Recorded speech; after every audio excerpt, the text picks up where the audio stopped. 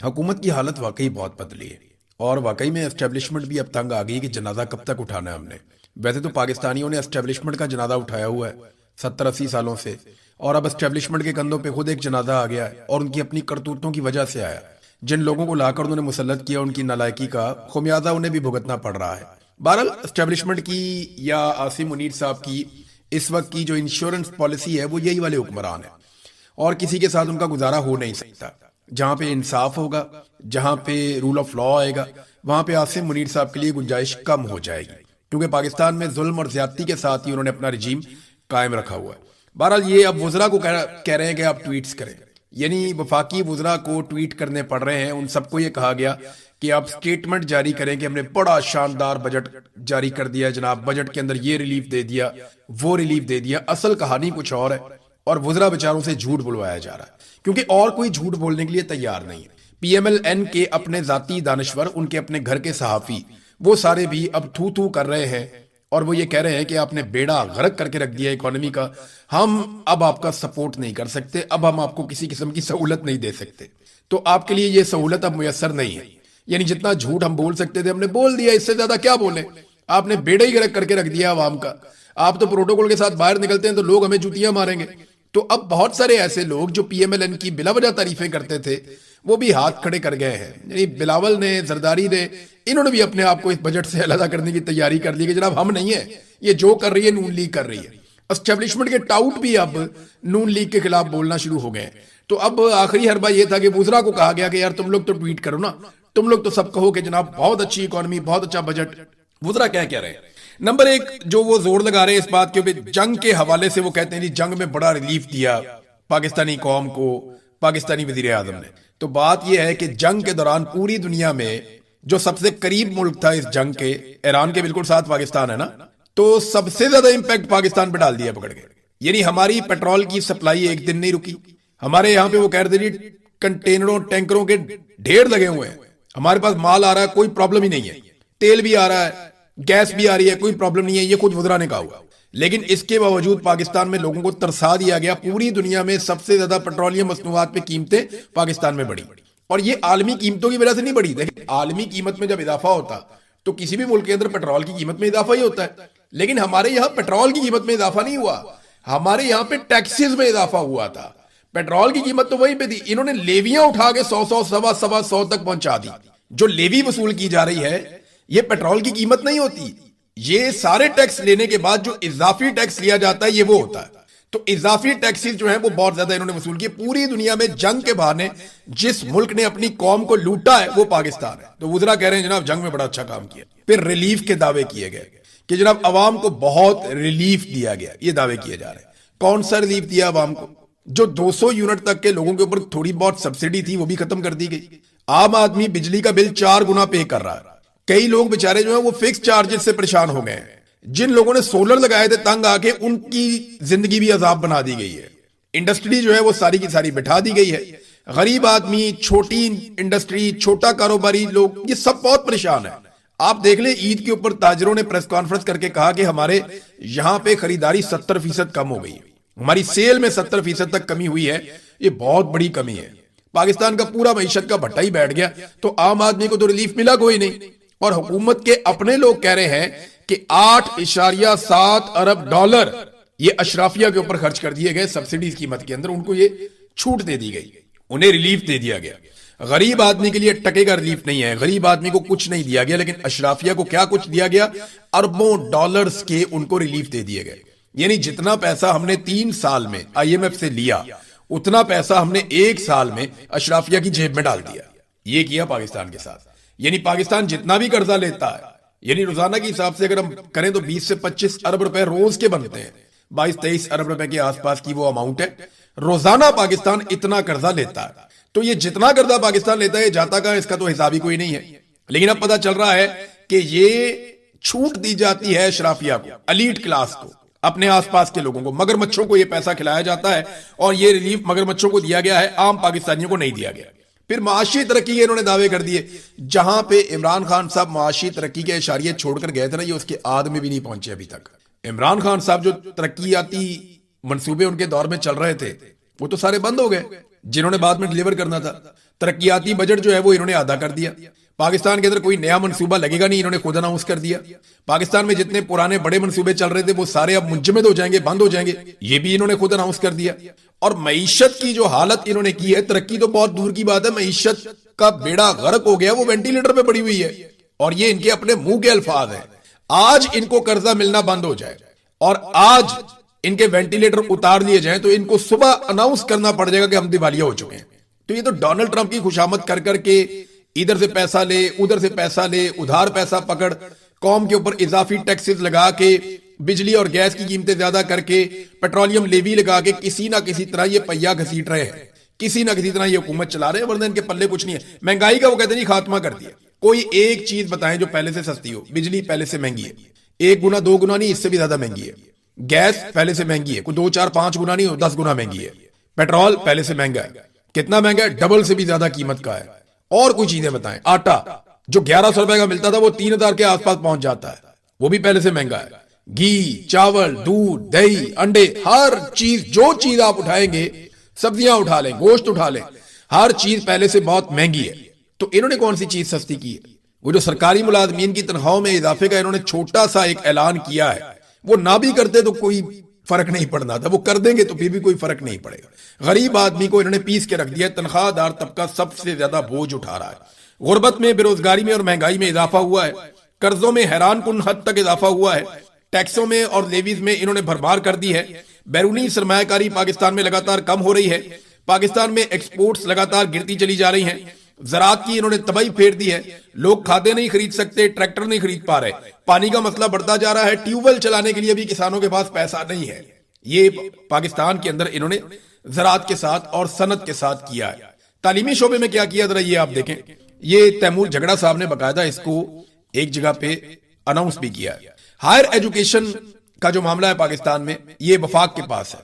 Higher education का जो शोबा है वो वफाक के पास है। तो यहां पे 278 यूनिवर्सिटियां हैं पाकिस्तान के पास, 278 ये यूनिवर्सिटियां हैं पाकिस्तान के पास, जिन्हें हायर एजुकेशन कमीशन बजट देता है। हायर एजुकेशन का जो बजट है 2022 से 2025 तक, यानी इमरान खान की हुकूमत गिरने से लेकर 2025 यानी पिछले साल तक 65 अरब रुपए इसका बजट रहा, उससे नहीं बढ़ाया गया। यानी आखिरी मर्तबा जो बजट बढ़ा वो इमरान खान साहब के दौर में बढ़ा, तब से लेकर अब तक ये 65 अरब का बजट ही रखा गया, उससे बढ़ाया नहीं गया। और इस साल भी उस बजट को 65 अरब रुपए ही रखा गया। अब आप अगर देखें तो ऐवान सदर का बजट बढ़ रहा है, वजीर आजम हाउस का बजट बढ़ रहा है, इनके जाती अखराजात बढ़ रहे हैं, जो वजारतें इनके काम की हैं वहां बजट बढ़ रहा है, दिफाई बजट हर साल बढ़ता चला जा रहा है, लेकिन तालीम का बजट नहीं बढ़ रहा। मुझे बताएं, पाकिस्तान को बम आगे लेकर जाएंगे या पाकिस्तान को तालीम आगे लेकर जाएगी? आप दिफाई बजट बढ़ाएं, जरूर बढ़ाएं, पाकिस्तान का दिफा मजबूत होना चाहिए, बहुत मजबूत होना चाहिए, लेकिन हम आगे तालीम के साथ जाएंगे, हम आगे हुनर के साथ जाएंगे। तालीम के ऊपर आप पैसा नहीं लगा रहे। ईरान ने जो पूरी दुनिया का मुकाबला किया है वो अपने इंजीनियर्स के जरिए किया, अपने डॉक्टर के जरिए किया, अपने पढ़े लिखे लोगों के जरिए किया। इस रीजन के अंदर तालीम में सबसे बेहतर हालत ईरान की है। वो कोई ऐसा मुल्क नहीं है जहां पे तालीम नहीं है। इस रीजन का जो पूरा एक डाटा आया, मैंने कल आपको पढ़ के सुनाया, वहां पे नंबर 1 मुल्क ईरान है। सबसे ज्यादा टेक्निकल एजुकेशन हासिल करने वाले लोग वहां पे मौजूद हैं और वहां की यूनिवर्सिटियों में लोग बहुत आला तालीम हासिल कर रहे हैं। तो आपने क्या किया? आपको दिफा के लिए, आगे बढ़ने के लिए पढ़े लिखे लोगों की जरूरत है। तो हायर एजुकेशन कमीशन का बजट वो बढ़ नहीं रहा, वो वहां भी खड़ा हुआ है, लेकिन दिफा का बजट बढ़ रहा है, बाकी बहुत सारे शोबों में बजट बढ़ रहा है। जहां पे कमी है वो क्या है? तालीम में और सेहत में, आम आदमी की रिलीफ देने के मामलात में, या आम आदमी जहां से जिन चीजों से उठता है वहां पे वो बजट में कटौती लगा देते हैं, वहां पे बजट कम कर देते हैं। असद उमर ने एक बड़ा जबरदस्त इसका खुलासा बयान किया पूरे बजट का, और उन्होंने कहा जी, crux of finance minister budget speech so far, कि जो बजट स्पीच की है ये फाइनेंस मिनिस्टर ने, वो ऐसा ही लगता है कि my boss is great and his boss is even greater and Trump likes both of them allot. वो कह रहे हैं जी कि मेरा बॉस जो है ना वो बड़ा अजीम है और उसका बॉस जो है वो उससे भी ज्यादा अजीम है, और ट्रंप जो है वो हमारे दोनों बॉसेस को बहुत पसंद करता है। बस यही है कहानी लग रही है बजट स्पीच में। यानी मैं वो पढ़ रहा था बजट स्पीच, उसमें जनाब फील्ड मार्शल की तारीफें हो रही हैं, आर्मी चीफ की तारीफें बजट स्पीच में कहां से आ गई भाई? वो एक बजट है, एक ऐसी दस्तावेज है जिससे अपने पाकिस्तान को चलाना है। वह मईशत की बात करें, आप बताएं अपने मईशत के अंदर कौन से अहदाफ हासिल किए, फिर आप बताएं उन अहदाफ से अगले टारगेट आपके क्या है, कौन से टारगेट आपके पूरे हुए, कौन से टारगेट आपके पूरे होने हैं। जो उठता है वो फील्ड मार्शल की तारीफें शुरू कर देता है। वो ऐसा लगता है पूरा निजाम फील्ड मार्शल के जूते पॉलिश करने के ऊपर खड़ा है। ये शहबाज शरीफ साहब ने ऐसी तरह डाली है, ये गए जाके अक़वाम मुत्तहिदा के अंदर शर्मिंदा करवाया, वहां पे फील्ड मार्शल की तारीफें कर दी पकड़ के। कोई एक फोरम नहीं है जहां पे ये फील्ड मार्शल की तारीफ करना भूलते हो। एक सरकारी मुलाजिम है, वो बेचारा अपना काम कर रहा है, उसको अपना काम करने तो वो रिटायर हो गया, अपने घर जाए। इन्होंने उठा के उसको पता नहीं क्या बना दिया। देखिए, नॉर्मलाइज करें चीजों को, पाकिस्तान को एक नॉर्मल मुल्क की तरह चलने दें, सरकारी मुलाजिम को सरकारी मुलाजिम रहने दें।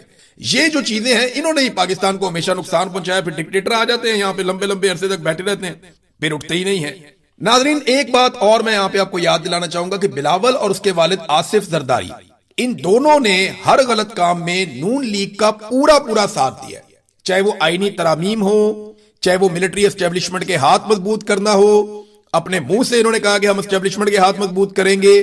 चाहे वो तमाम 4 बजट हो, अब ये 5वां बजट आ रहा है, चाहे वो महंगाई हो, चाहे वो मईशत की तबाही हो, हर चीज में पीपल्स पार्टी पीएमएलएन के साथ शरीके जुर्म है।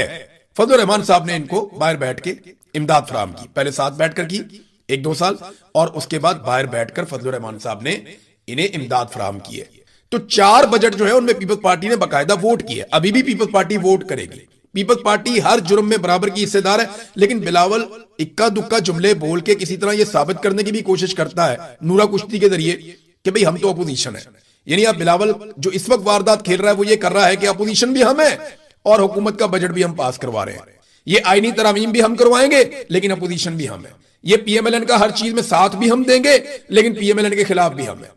तो ये एक नूरा कुश्ती जो इमरान खान साहब ने बहुत पहले इस कौम को समझाया था, ये नूरा कुश्ती करके कौम को दिखाते हैं और बेवकूफ बनाने की कोशिश करते हैं कि जैसे जो कुछ हो रहा है वो पीएमएलएन जिम्मेदार है, लेकिन पीपल्स पार्टी इसके लिए जिम्मेदार नहीं है। मगर हर चीज में पीपल्स पार्टी पीएमएलएन का साथ भी देती है। नाज़रीन, अब मैं आपको चंद अल्फाज सुनाना चाहता हूं। ये मैं आपको लेकर चलता हूं आजाद कश्मीर। आजाद कश्मीर में अवाम के धरने अभी भी जारी हैं और जो ज्वाइंट अवामी एक्शन कमेटी है उन्होंने कुछ अहम फैसले करने हैं। शायद आज के दिन में उनके ये फैसले हो जाएंगे और फिर पता चलेगा कि ये मामला किस तरफ को जाता है। अवाम आगे की तरफ बढ़ती है या यहीं पे रावला कोर्ट के अंदर वो धरने देकर बैठे रहेंगे।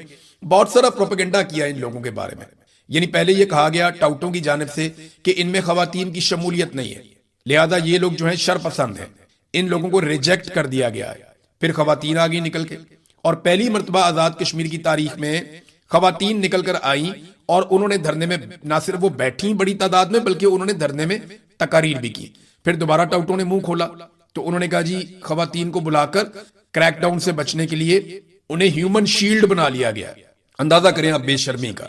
यानी पहले कह रहे हैं कि खवातीन नहीं है लिहाजा ये तहरीक फारग है। जब खवातीन आई तो उन्होंने कहा जी देखे खवातीन को आगे कर दिया ताकि वो सिक्योरिटी फोर्सेस के क्रैकडाउन से बच सकें।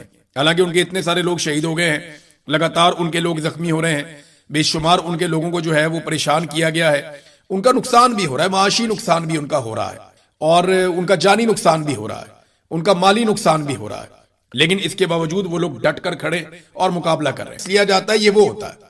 तो इजाफी टैक्सेस जो है वो बहुत ज्यादा इन्होंने वसूल किए। पूरी दुनिया में जंग के बहाने जिस मुल्क ने अपनी कौम को लूटा है वो पाकिस्तान है। तो वुज़रा कह रहे हैं जनाब जंग में बड़ा अच्छा काम किया। फिर रिलीफ के दावे किए गए कि जनाब अवाम को बहुत रिलीफ दिया गया, ये दावे किए जा रहे हैं। कौन सा रिलीफ दिया अवाम को?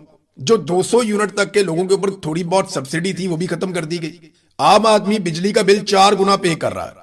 कई लोग बेचारे जो है वो फिक्स चार्जेस से परेशान हो गए हैं। जिन लोगों ने सोलर लगाए थे तंग आके उनकी जिंदगी भी अजाब बना दी गई है। इंडस्ट्री जो है वो सारी की सारी बिठा दी गई है। गरीब आदमी, छोटी इंडस्ट्री, छोटा कारोबारी लोग, ये सब बहुत परेशान है। आप देख ले ईद के ऊपर ताजरों ने प्रेस कॉन्फ्रेंस करके कहा कि हमारे यहां पे खरीदारी 70% कम हो गई, हमारी सेल में 70% तक कमी हुई है। ये बहुत बड़ी कमी है। पाकिस्तान का पूरा मईशत का भट्टा ही बैठ गया तो आम आदमी को तो रिलीफ मिला कोई नहीं। और हुकूमत के अपने लोग कह रहे हैं कि 8.7 अरब डॉलर ये अशराफिया के ऊपर खर्च कर दिए गए सब्सिडीज कीमत के अंदर। उनको ये छूट दे दी गई, उन्हें रिलीफ दे दिया गया। गरीब आदमी के लिए टके का रिलीफ नहीं है, गरीब आदमी को कुछ नहीं दिया गया। लेकिन अशराफिया को क्या कुछ दिया गया? अरबों डॉलर्स के उनको रिलीफ दे दिए गए।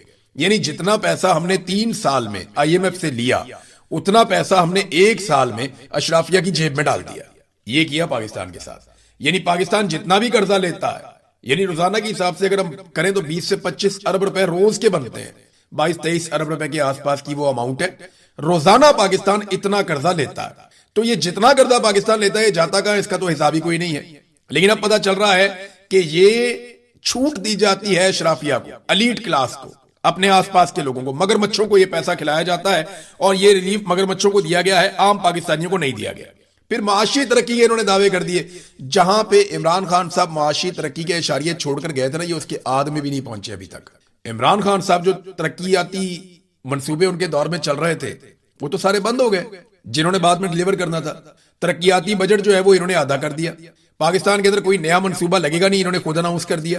पाकिस्तान में जितने पुराने बड़े मंसूबे चल रहे थे वो सारे अब मुंजमद हो जाएंगे, बंद हो जाएंगे, ये भी इन्होंने खुद अनाउंस कर दिया। और मईशत की जो हालत इन्होंने की है, तरक्की तो बहुत दूर की बात है, मईशत का बेड़ा गर्क हो गया, वो वेंटिलेटर पे पड़ी हुई है। और ये इनके अपने मुंह के अल्फाज है।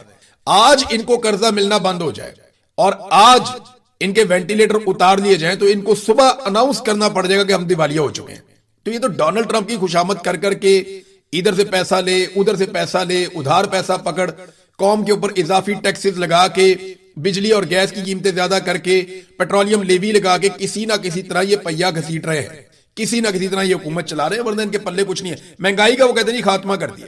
कोई एक चीज बताएं जो पहले से सस्ती हो। बिजली पहले से महंगी है, 1 गुना 2 गुना नहीं, इससे भी ज्यादा महंगी है। गैस पहले से महंगी है, कोई 2 4 5 गुना नहीं, 10 गुना महंगी है। पेट्रोल पहले से महंगा है, कितना महंगा है, डबल से भी ज्यादा कीमत का है।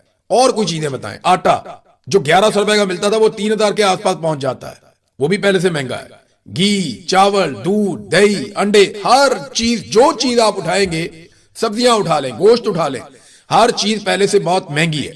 तो इन्होंने कौन सी चीज सस्ती की है? वो जो सरकारी मुलाजमीन की तनख्वाहों में इजाफे का इन्होंने छोटा सा एक ऐलान किया है, वो ना भी करते तो कोई फर्क नहीं पड़ना था, वो कर देंगे तो फिर भी कोई फर्क नहीं पड़ेगा। गरीब आदमी को इन्होंने पीस के रख दिया। तनख्वाहदार तबका सबसे ज्यादा बोझ उठा रहा है। गुर्बत में, बेरोजगारी में और महंगाई में इजाफा हुआ है। कर्जों में हैरान कुन हद तक इजाफा हुआ है।